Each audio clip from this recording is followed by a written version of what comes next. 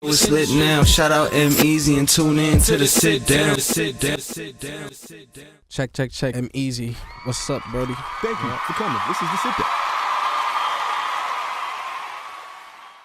And here we are, another installment of the sit down. It's your guy EmEz, and this afternoon with me is Geechie Dan.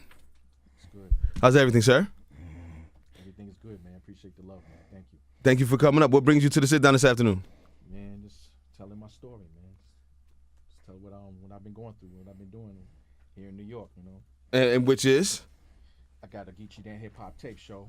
I play the tapes of all our hip hop icons, and I interview all our hip hop icons. Where'd you get those tapes from?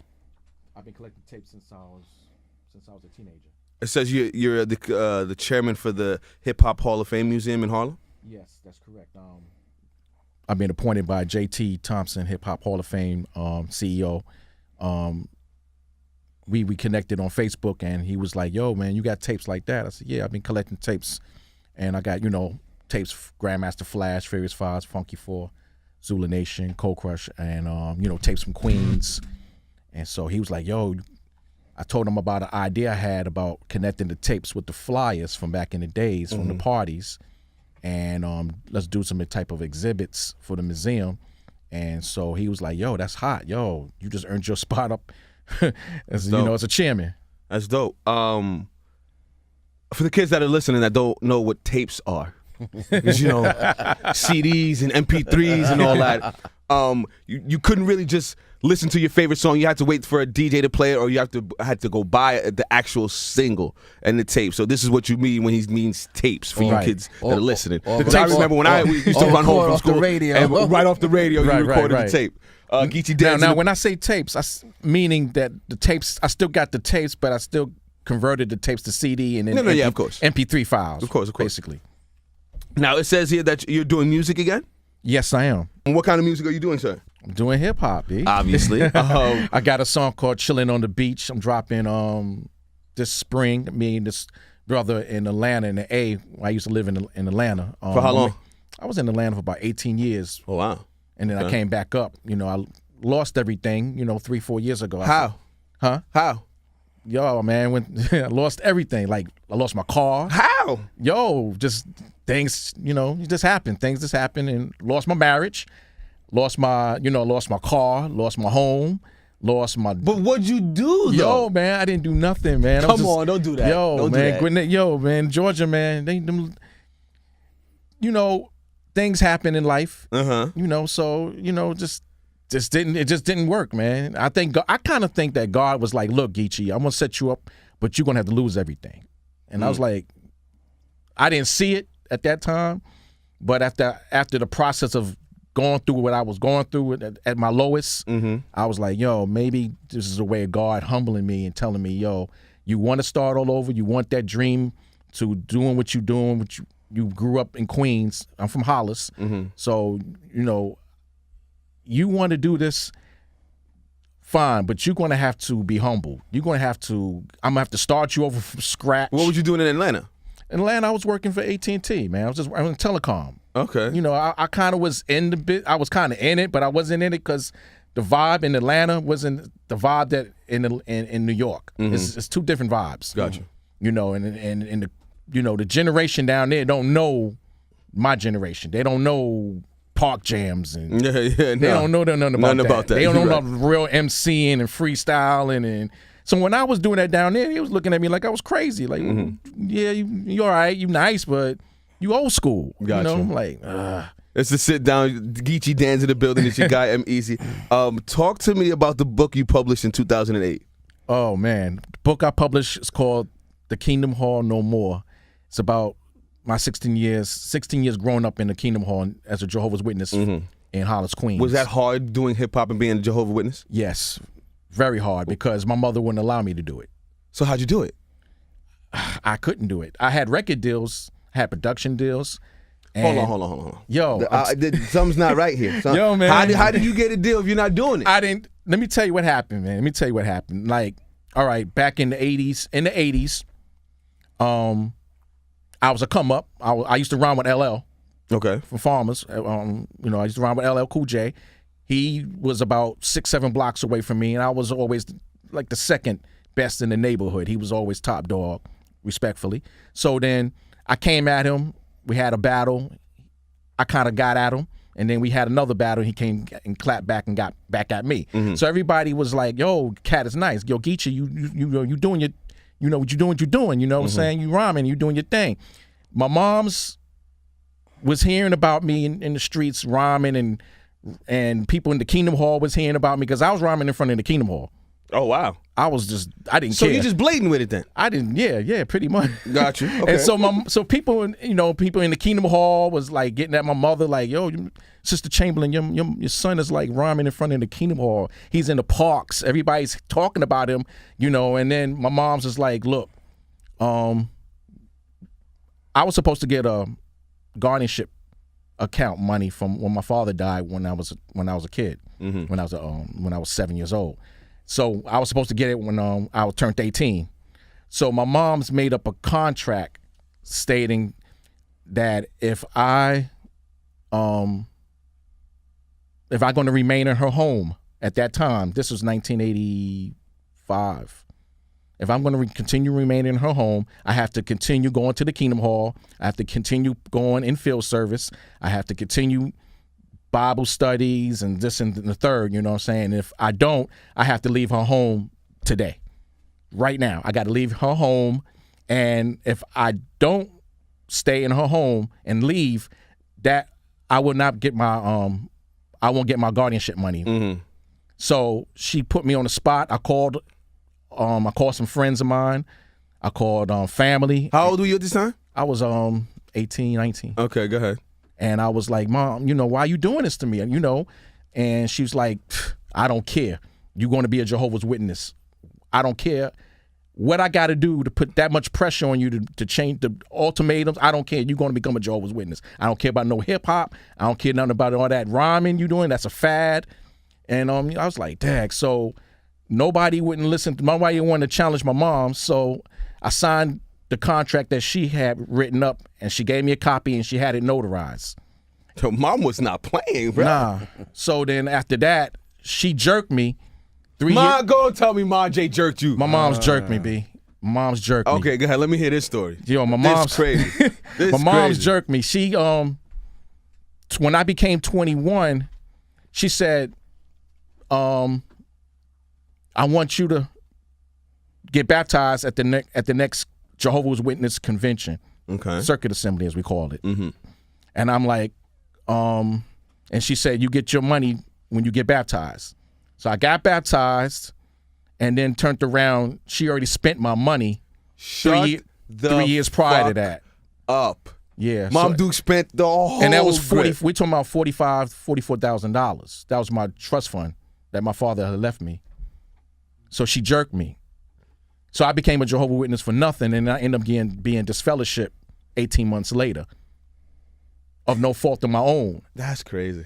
And that time, I was on BAU radio with Spectrum City with Hank Shockley, Chuck D, Flavor, Dr. Dre from UNTV Rap, and T Money and all them. That's where they started out at college radio. I was doing radio with them at that time, and I was a teenager. That's crazy. And my mom's wasn't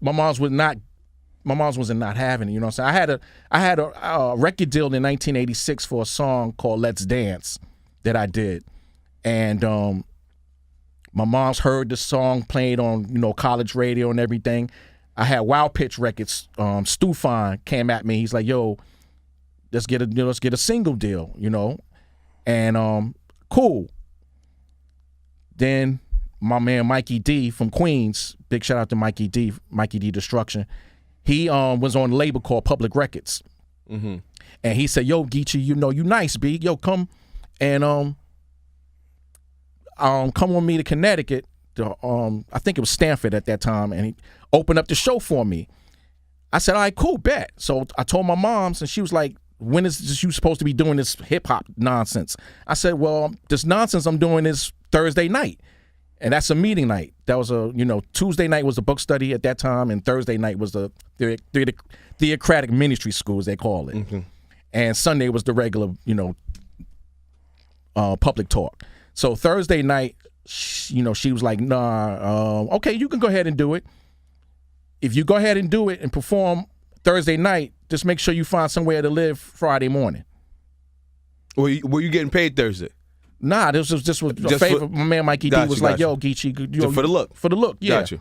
So I couldn't sign the contract, which had Mikey D on the label. Special K from the Treacherous 3 was on the label in a rock group.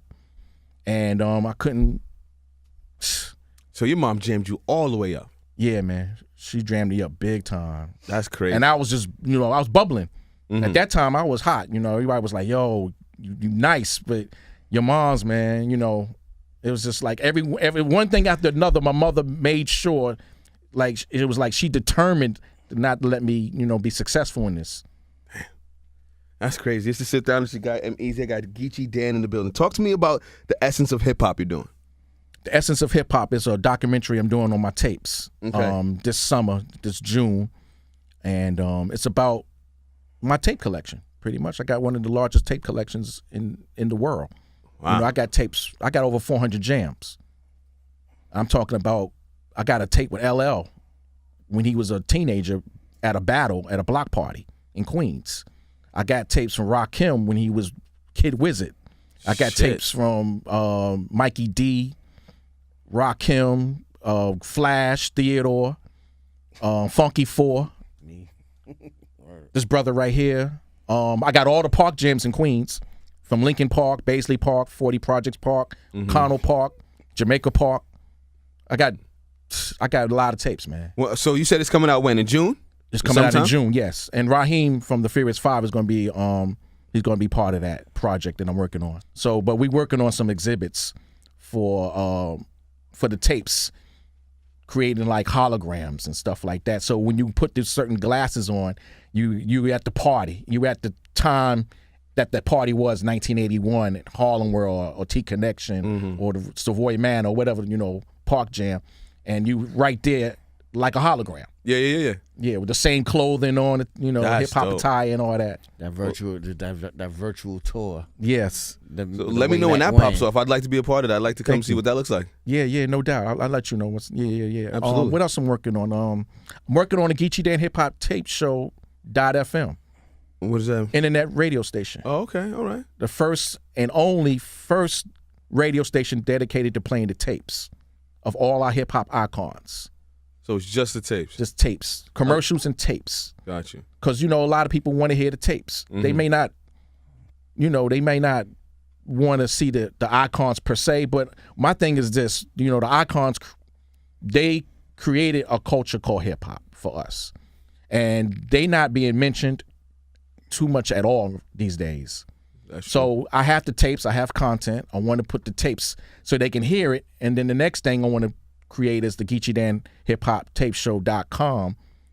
So I have a website to connect the video part of it to the audio part of it. So not only they can see a Cold Crush 4, Funky 4, Treacherous 3, or Mikey D, or a younger LL in his prime, not only they can see them, hear them on tape, now they can see them. Yeah, that's dope. When I interview them. And I interviewed about 75% of the icons already. In the last 4 years I've been doing my show, I've interviewed about 70% of the icons. I had everybody on my show. Giving this generation, taking them back to the essence of hip hop. We don't call it old school, we call it true school, because the innovators of hip hop at that time, we're still here. It's just a matter of reaching out to the younger generation and educating them. As far as me from a DJ's perspective, you hear these songs and they're like, oh, they sampled such and such. I said, no, this is the original song. You like everybody hear Juicy, they think of Biggie. It's like, oh, okay. Then they hear the Isley Brothers in between the sheets and say, oh, that's where they got the song from. Mm-hmm. We got to educate them on that perspective too. Gotcha. Got to broaden their horizons as far as educating on different genres of music. Absolutely. I'm sorry, I didn't get a chance to introduce myself. I'm Scratch Master Jazzy G. Nice to meet you. Absolutely. They call me hip hop's hired gun. I DJ for just about anybody. Right. Now he's the third DJ for my show. I've had the first DJ I had was Cool KG from Brooklyn, and the second DJ I had was Kid Flash from Queens. So now my season number 4, I've had Scratch Master Jazzy G for 3 and season 4. And so Thank y'all for coming, man. Look into the camera. Let them know how to get in contact with you if they want to work with you. How to get in if they want to buy any merch or be a part of whatever you're doing. Let them know. All right, Geechie_NYC on Twitter, Geechie Dan Hip Hop Tape Show on Instagram, and just Geechie Dan on Facebook. And look out for the Geechie Dan Hip Hop Tape Show.fm internet 24/7 dedicated to playing the tapes. That's an internet radio station coming, and the website Geechie Dan Hip Hop Tape Show.com with the video interviews that's connected to the tapes. So look out for that. Look out for my documentary, The Essence of Hip Hop. We got the tapes that's coming out this summer. I'm gonna have a block party, a park jam connected with that documentary I'm working on. So, as time comes, I'm gonna announce it on Facebook and Instagram and and Twitter. Yeah, you can find me Scratch Master Jazzy G on Facebook, The Real SMJG on Instagram and on Twitter as well. Thank you guys for coming. Can I say some dedications real quick? Go ahead. Yo, I want a big shout out to my wife Sheila and my stepson Christopher. First and foremost, God, thank you, God, for giving me another chance, an opportunity to do what I always wanted to do and I've been dreaming to do, man. So I like to, give him a big shout out. Big shout out to my peoples in Queens, my man FedEx, my man Joe Lover, my man Mikey D, and all the people up on Farmers and from OCP, O'Connell Park, Pension Brothers, all them cats around my way, man, from Murdoch. They got a lot of love for me, man. I love Queens, man, because they always pick me back up. Every time I got my head down, they be like, yo, man, you going to make it, man. You going to do, just keep doing what you're doing, man. Keep doing it. And and everybody in New York has been rocking with me hard since I've been coming back, since I came back to do my show.